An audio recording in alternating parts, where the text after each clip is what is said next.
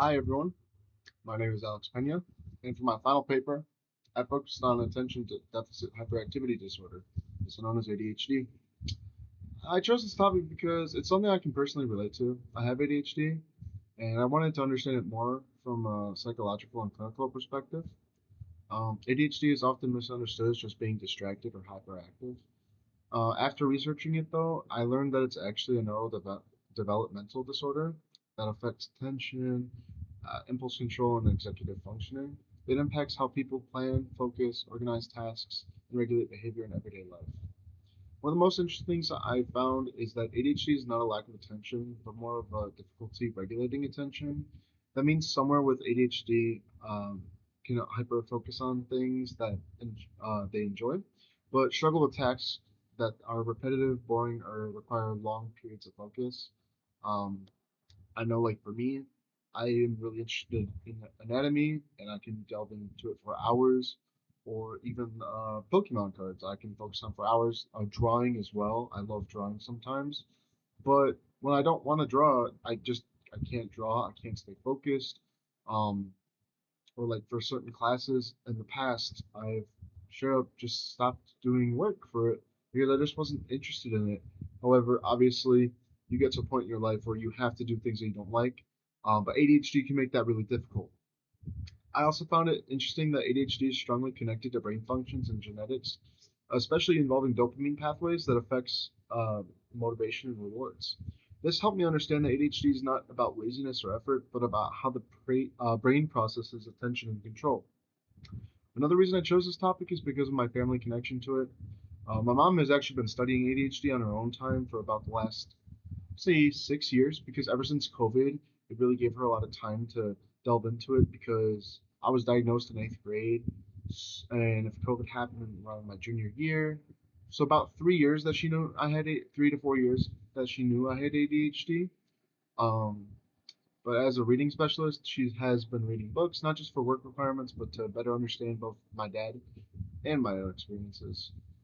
She's been trying to figure out what behaviors are truly related to ADHD and what might not just be, might be like a personal habit or a quirk we can work on, like time management, organization, and focus strategies. It's been really meaningful to me because it made me realize ADHD is not just something individual. It affects the way our family understands and supports each other. I know at times I can be late for things. I really work on it by setting timers early and stuff like that. Uh, in the past, I struggled with staying engaged during longer tasks or subjects that required a lot of concentration. I would sometimes procrastinate or get distracted without realizing it, and that would affect my academic performance. Like my grades would drop. I actually was in honors English and math in eighth grade. I did have to drop eighth grade halfway through this year because it just wasn't working for me. Ah, I'm not sure what subject we were in. Um, but it was just too. I didn't want to learn it, and I just was avoided of it. After over time, though, after learning more about ADHD, I became more aware of my patterns and how I work best. I started to understand that structures, routines, and support can make a huge difference. In my case, medication and awareness of my habits have helped me stay more focused and complete tasks more consistently. Even though I still have challenges, I've learned that ADHD doesn't define me. It just means I need to approach things differently. Um, Something I found interesting as well is that it's influenced by genetics, brain function, and environment, and it can look very different from person to person. I know especially it looks very different in women than in men. It doesn't just affect attention, it can also affect motivation, emotions, organization, daily functioning. Hearing personal perspectives, like in a TED Talk I watched, also helped me understand that the emotional side of ADHD, like frustration or feeling misunderstood. Uh, I know, like for me, if I get when I was younger, when I got frustrated, I would get very.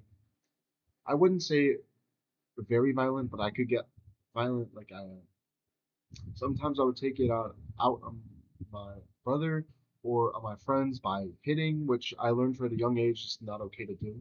Um, so instead, I would just hold it in until my emotions start to build up, and it almost like it gets to a point where like I just like break down and I'll start I'll start crying, which it's a much healthier way to deal with things. In conclusion, ADHD is a complex neurodevelopmental disorder that affects attention and behavior, but it's also something that can be understood and managed. My research helped me see it from both a clinical and personal perspective, and it gave me a better understanding of myself and family experiences. Thank you.